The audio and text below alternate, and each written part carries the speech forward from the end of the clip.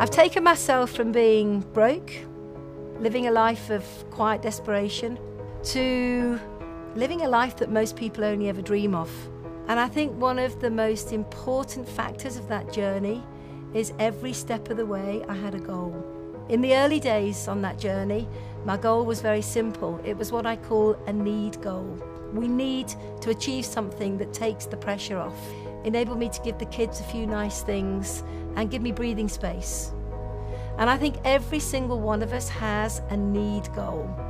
When we start out on our journey, we have a need goal. In other words, I always say, when our home is straight, when we have everything we need in our home, where we can breathe, then we have a vision for a bigger, better future.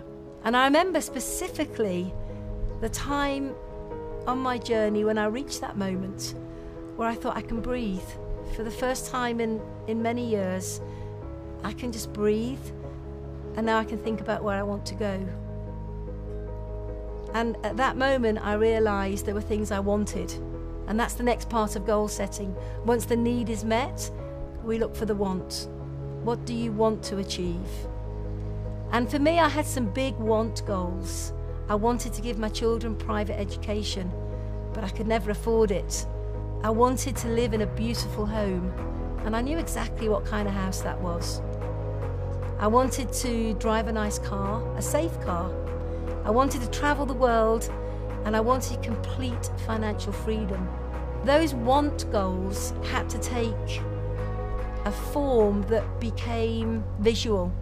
So rather than just thinking about it in my head, I realized the impact, the importance, the power of taking the want, turning it into a visual image, creating a dream board, something that I could look at every single day that would stimulate me, that would keep me on track, make sure that I was consistent in the activity that needed to be applied every day to achieve those goals.